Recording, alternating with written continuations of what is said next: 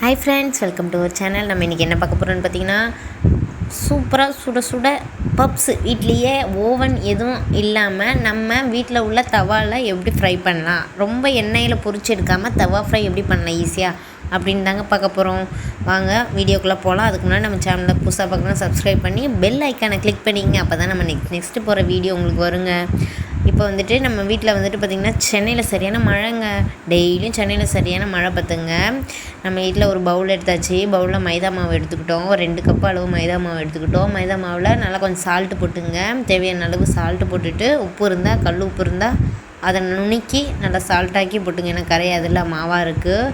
இதை வந்து தண்ணி கொஞ்சம் கொஞ்சமாக சேர்த்து நம்ம சப்பாத்தி மாவு பிசைகிற மாதிரி அந்த பதத்துக்கு சாஃப்டாக இருக்கணும், கெட்டியாக இருக்கக்கூடாது. பார்த்திங்களா சாஃப்டாக இருக்கா? இதை ஒரு மணி நேரம் ஊற விட்டுருங்க அந்த மாவை. சைடில் வந்துட்டு பார்த்திங்கன்னா நீங்கள் ஸ்டஃபிங்க்கு நான் வெறும் ஆனியன் மட்டும் எடுத்துக்கிட்டேன். நீங்கள் எதுவும் பொட்டேட்டோ சேர்க்குற மாதிரி இருந்தால் கூட சேர்த்துக்கலாம், ஒன்றும் பிரச்சனை இல்லை. பட்டாணி இதெல்லாம் சேர்ப்பாங்களா, சேர்த்துங்க. நான் வந்து வெறும் ஆனியன் மட்டும் எடுத்துக்கிட்டேன். அப்புறம் பார்த்திங்கன்னா ஆனியனை நல்லா சிக்கன் மசாலாவும் சில்லி தூளும் போட்டு நல்லா கொஞ்சம் வதக்கி எடுத்துக்கிட்டேங்க. அப்புறம் வந்து பார்த்திங்கன்னா 2 முட்டை ஒன்று சைடில் அவிச்சு எடுத்தாச்சு. இப்போ 1 hour ஆயிடுச்சு. நம்ம லைட்டாக எண்ணெய் தெளித்து அப்படியே மேலாப்பில் எண்ணெயை தடவி கொஞ்சம் 2 லெமன் சைஸு வந்துட்டு அந்த உருண்டை வந்து பிடிச்சி எடுத்துக்கணும். எனக்கு 5 உருண்டை வந்துச்சுங்க. நானாக ஒரு அட்வைஸ் கொடுத்துக்கிறேன். 5 உருண்டை செய்கிறவங்க, வீட்டில் செய்கிறவங்க, ஃபஸ்ட் டைம் ட்ரை பண்ணுறவங்க 5 உருண்டை வேணாங்க. நம்ம ஓவனில் வைக்க போகிறதில்ல, தவா ஃப்ரை தான் பண்ண போகிறோம். ஒரு 3 உருண்டை மட்டும் போட்டுங்க. இதோட என்னோடய அட்வைஸ். ஏன்னா நான் வந்துட்டு செஞ்சேன். 5 உருண்டை நல்லா தான் இருந்துச்சு.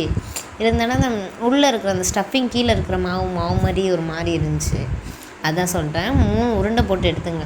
இப்போ 5 உருண்டை சப்பாத்தி மாவுக்கு தேய்க்கிற மாதிரி ரவுண்டாக தேய்ச்சாலும் சரி, சதுரமாக தேய்ச்சி எடுத்துக்கிட்டேங்கனாலும் சரிங்க.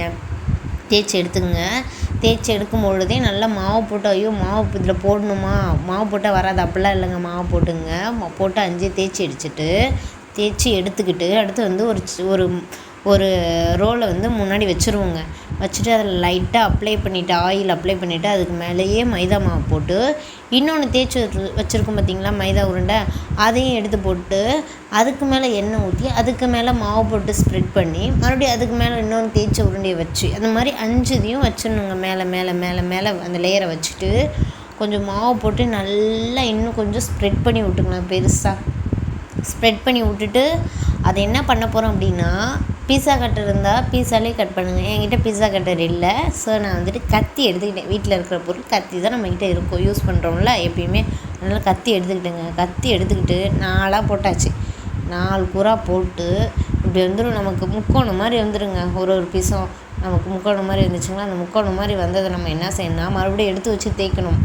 எப்படி தேய்க்கணுன்னா முக்கோண ஷேப்பில் இருக்குது, முக்கோண ஷேப்லேயே தேய்க்கூடாது. ஏன்னா நமக்கு பப்ஸ் வந்து எப்படி கிடைக்கும் வந்துட்டு 4 பக்கட்டும் சதுரமாக மூடுற மாதிரி வரும். அதனால் என்ன செய்யணும்னா இந்த பாருங்கள், எடுத்து அந்த முக்கோண ஷேப் எடுத்து போட்டு நம்ம சதுரமாக வர ஒரு சைடு வந்து அப்படியே இழுத்து விடணும். இழுத்து விட்டு கொஞ்சம் தேய்ச்சிக்கணுங்க. நல்லா தேய்ச்சிட்டு பார்த்திங்கன்னா ஒரு கத்தி எடுத்துங்க. இந்த கத்தி எடுத்து சமமாக வரணும்ல, அதனால் என்ன பண்ணால் சமமாக வர்றதுக்காண்டி சைடு 4 பக்கமும் கத்தி வச்சு கிழித்து கட் பண்ணி அந்த ஷேப் இல்லாததை அப்படியே எடுத்துக்கிட்டு நம்ம ஒரு சதுர ஷேப்புக்கு இப்போது வந்துட்டு இந்த மாவை கொண்டு வந்துடுறோங்க. இந்த வேஸ்ட்டுள்ள மாவை என்ன செய்யணும், தூக்கிலாம் போடாதீங்க. அதுலேயே இது சமோசா செய்யலாம். சமோசாவுக்கு ஒரு மாவு எல்லாம் சேர்த்து ஒரு உருண்டை வரும். அழகாக போட்டு சமோசா செஞ்சு அதில் கொஞ்சம் ஸ்டஃபிங் வச்சு பொரிச்சு எடுத்து சாப்பிடுங்க, வேஸ்ட் பண்ணாமல். பாருங்கள், கொஞ்சோண்டு அதில் வெங்காயம் வச்சுட்டு அதில் முட்டையை வந்துட்டு 2ஆக கட் பண்ணி 1/2 முட்டை வச்சுட்டேன். இது வந்து என்ன பேஸ்ட் வந்துட்டு மைதா பேஸ்ட்டு தாங்க, வேறு எதுவும் இல்லை. மைதா பேஸ்ட்டு வந்து தண்ணியில் கொஞ்சம் கிளச்சி வச்சுக்கிட்டு அதை அப்படியே ஒரு இதாக தொட்டு ஒரு முனையாக எடுத்து நம்ம பப்ஸு ஷேப்புக்கு மூடி விட்டுடலாங்க. 4 ஒன்று மேலே அது பாருங்க அழகாக வந்துச்சு. இதே மாதிரி தான் இப்போது நம்ம 4 எடுத்து 2 முட்டை வச்சுங்க. 2 முட்டை, ஒரு முட்டை கட் பண்ணால் 4 பீஸுக்கு கரெக்டாக 4 வச்சாச்சுங்க. வச்சு வீட்டில் இருக்கிறது 2 பேர், பாப்பா ஒரு ஆள் இருக்கா. நம்ம அவ்வளோவா 2 சாப்பிட ஒரு ஆளுக்கு 1 போதாதா. காஃபி வர சைடில் வந்து டீ கொதிக்குது. மழை அடிக்கிற மழைக்கு அருமையான ஸ்நாக்ஸ் பார்த்துங்க. இதையும் அதே மாதிரி 4 அழகாக எடுத்து வச்சுக்கிட்டுங்க. Easy process. ஐயோ இது செய்யணும் அப்படிலாம் யோசிக்காமல் செய்யுங்க. செஞ்சு சாப்பிட்டு பாருங்கள். இன்னொரு தடவை செய்யணும் அப்படின்னு தோணும். ப்ராக்டிஸ் ஆகிடுச்சின்னு வச்சுக்கோங்க. அவங்களுக்கே அப்படியே அசால்ட்டாக நீங்கள் செய்கிற மாதிரி போயிடும் பார்த்துங்க. அப்படியே செஞ்சிங்கன்னா இந்த மாதிரி 4 பீஸையும் போட்டு எடுத்துக்கிட்டு தவாவை அடுப்பில் வச்சுக்கோங்க. அடுப்பில் தவா வச்சுட்டு, தவானா பிடிக்கிற மாதிரி இருந்தாலும் சரி, இல்லாட்டி தோசைக்கல், நம்ம தோசை ஊற்றுற கல், அந்த கல் சட்டி இருந்தாலும் சரிங்க, அடுப்பில் வச்சுட்டு ரொம்ப வந்துட்டு எண்ணெய் ஊற்றணுன்னு தேவை கிடையாது. தவா ஃப்ரைக்கு ஏற்ற மாதிரி நம்ம ஆயில் ஊற்றிக்கலாம். இந்த பாருங்க, அவ்வளோதான். ரொம்பலாம் ஊற்றக்கூடாது, முழுகிலாம் போகக்கூடாது. முழுகி போகிற மாதிரி தான் நீங்கள் வானல் வச்சு கடாய் வச்சு அதில் ஃபுல்லாக எண்ணெய் ஊற்றி சிக்கன் 65 எப்படி போடுறீங்க அந்த மாதிரி போட்டு எடுத்துக்கலாம்.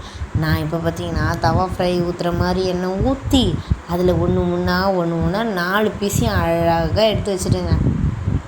அதை திருப்பும் பொழுது உள்ள சந்தோஷம் நீ என்ன நினச்சாலும் நினச்சிங்க. நான் ஃபஸ்ட் டைம் செய்கிறேன் மைதா மாவில் பப்ஸ் வந்துட்டு ஃபஸ்ட் டைம் ட்ரை பண்ணுறேன். நானும் யூடியூப்பில் நிறைய வீடியோ பார்த்து எல்லாத்துலேயும் கொஞ்சம் கொஞ்சம் எடுத்து எது ஈஸி ப்ராசஸோ அதை எடுத்து தான் ட்ரை பண்ணுறேங்க. பார்த்திங்கன்னா 4 பீஸையும் வச்சாச்சுங்க. 4 பீஸையும் வச்சோடனே நல்லா சிம்மில் வைங்க, ஃபுல்லில் வச்சு கறி விட்றாதீங்க. ஏன்னா இது வந்து மைதா வேகணும்ல, அதனால் வந்துட்டு சிம்மில் வச்சே செய்யுங்க. ஓகேங்களா? சிம்மில் வச்சுட்டு நல்லா வேக விடுங்க. வேக விட்டுட்டோன்னே கொஞ்சம் நேரம் கழித்து திருப்பி போடுங்க. அங்கே பாருங்கள், அந்த கலரை பாருங்கள், பப்ஸு கலரு அது ஒரு சூப்பராக வந்துச்சுங்க. ஏன் நான் போய் சொல்லணும், சூப்பராக வந்துச்சு பார்த்துங்க.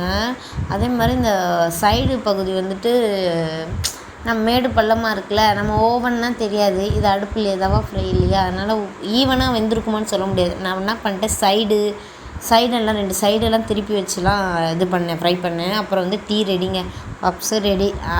சாப்பிட்டாச்சு. ஹஸ்பண்ட் நைட் டியூட்டி போயிட்டு வந்துட்டாங்க, எழுப்பியாச்சு. பப்ஸு பிக்கிறாங்க. சாப்பிட்டா தாங்க இருந்துச்சு. கடினமா அதெல்லாம் இருந்ததான் நான் சொல்ல மாட்டேன். சாஃப்ட்டு. பாப்பாவும் சாப்பிட்டாங்க. அப்படியே மேலாப்பில் ஃபுல்லாக அவங்க தான் சாப்பிட்டாங்க. அதுங்க சூப்பர். இன்னும் சாப்பிட்டு இன்னும் ஒரு 4 உருண்டை செஞ்சுருக்கலாமோன்னு தோணுச்சு. 2 பேருக்கு எதுக்கிட்ட அத்தனை உருண்டைன்னு நினச்சேன். அப்புறம் தான் தெரியுது டேஸ்ட்டு இன்னும் சாப்பிட்டுக்கிட்டே இருக்கேன். ஏன்னா கடையில் நம்ம 40 ரூபா 20 ரூபா கொடுத்து வாங்கி துண்டுறதுக்கு வீட்டில் அழகாக செஞ்சுட்டு வருவீங்க. 40 ரூபா போயிட்டு வாங்கினா 4 பப்ஸு சாப்பிட்டு போயிடலாங்க. சூப்பராக இருந்துச்சு. இதோட சின்னதாக பார்த்திங்கன்னா இன்னும் 5-6 வரும். சாப்பிட்டாங்க, நல்லா இருக்குன்னு தான் சொன்னாங்க. நீங்களும் ட்ரை பண்ணிட்டு எப்படி இருக்குன்னு சொல்லுங்கள். ஓகே, பாய். பாப்பாவும் சாப்பிட்டா. நம்ம சேனலை சப்ஸ்கிரைப் பண்ணாதவங்க சப்ஸ்கிரைப் பண்ணிட்டு லைக் பண்ணி ஷேர் பண்ணி விடுங்க ஃப்ரெண்ட்ஸுக்கு. பிகினர்ஸ் வந்துட்டு இதை பார்த்து செஞ்சிங்கன்னா ஈஸியாக இருக்கும் பார்த்துங்க. ஓகேங்களா? நம்ம சேனலில் இன்னும் நிறைய வீடியோ போட்டிருக்கோம், போய் சர்ச் பண்ணி பாருங்கள். சப்ஸ்கிரைப் பண்ணிவிட்டு பெல் ஐக்கானை கிளிக் பண்ணுங்கள். அப்போ தான் நான் நெக்ஸ்ட்டு போகிற வீடியோ உங்களுக்கு கண்டினியூஸாக வருங்க. ஆமாம், குழந்தைங்களுக்கு தேவையான இன்ஃபர்மேஷன்லாம் நம்ம சொல்லியிருக்கோம்.